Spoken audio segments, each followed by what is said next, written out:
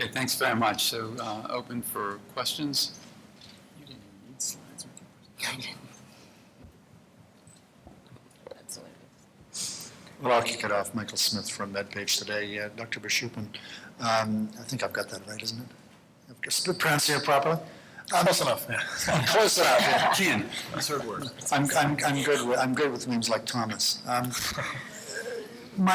My question for you is, this is quite, first of all, one technical question.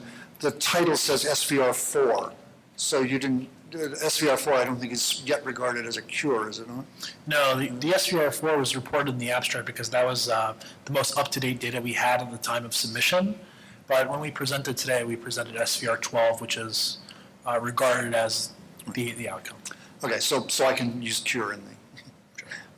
The other question is,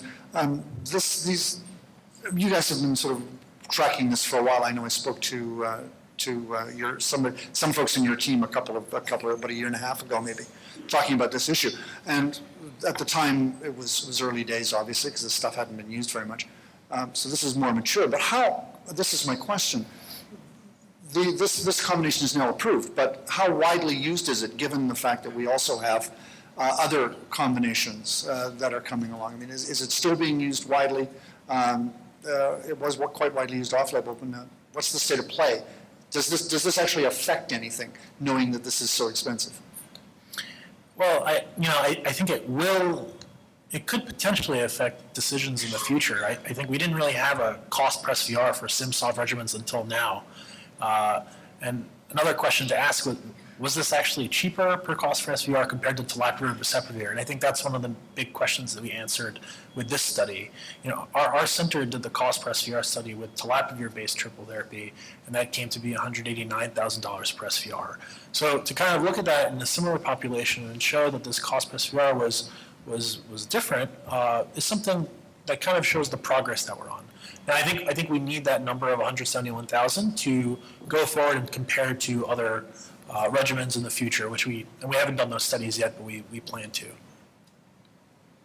A question for Dr. Wiles. I'm wondering if you can talk about how the declatosphere-sofosbuvir regimen compares maybe with sofosbuvir, ledipasvir, or Harvoni, and what might make this attractive in comparison to that.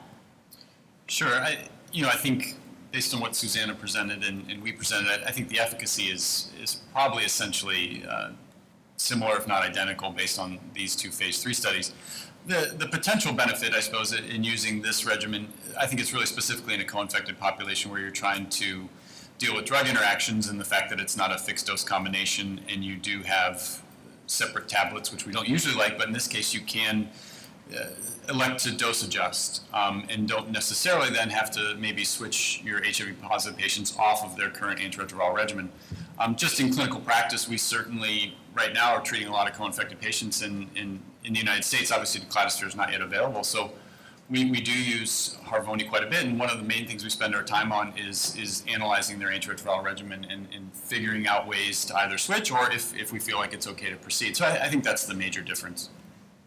David, you had 10 patients with genotype 3 in the 12-week arm. Yeah. Do you feel like you would feel that might be another situation where you feel declatosphere might?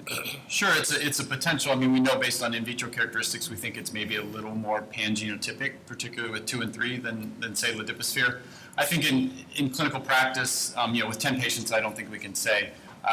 As was asked in the session, there I'd probably point to the phase 3 data in ALI-3, which was done in mono-infected patients, but in their overall response rates were about 89-90%, but we're still faced with this toughest to treat genotype 3 population, those who are cirrhotic.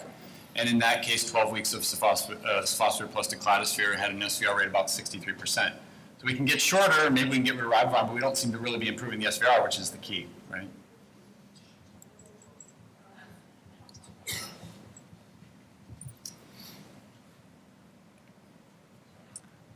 This is a question for Dr. Zond.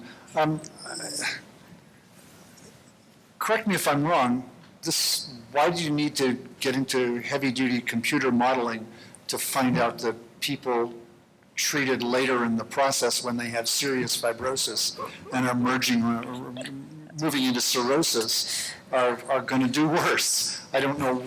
It seems to me that that's like, duh. Yeah.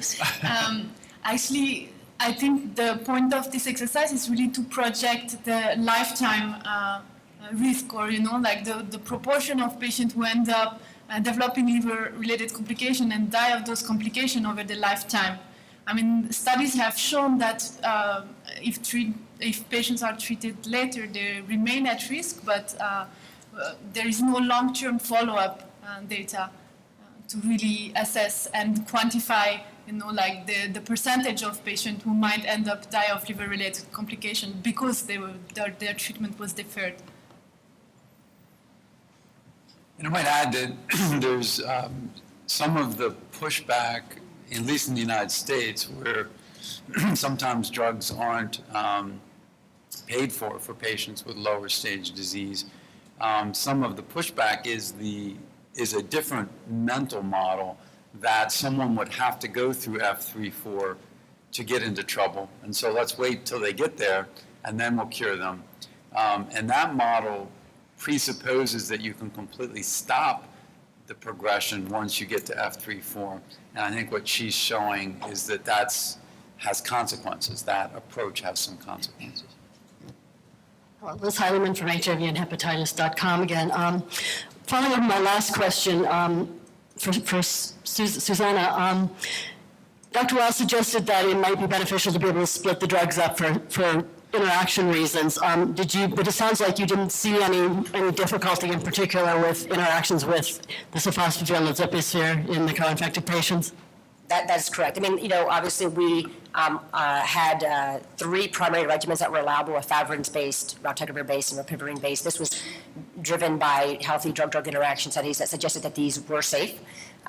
In fact, drug-drug interaction studies with protease inhibitors also suggest safety. The limited interaction, this is a relatively clean regimen, but the primary interaction is with tenofovir, so the critical component of this was showing that was safe in these patients who have 40% exposure as a whole. Data was presented yesterday, obviously, as well, showing the protease inhibitor, tenofovir, ledipasvir, sofosbuvir data, showing expected 30 to 60% increases, but I think when we can show that this, in fact, as overall, it's a very safe regimen in patients with 40% increase, I think it allows clinicians' ability to kind of, translate that further to additional regimens. So we don't have to worry about dose reduction in that setting or switching regimens around, because overall interactions with everything other than tenofovir is actually perfectly safe.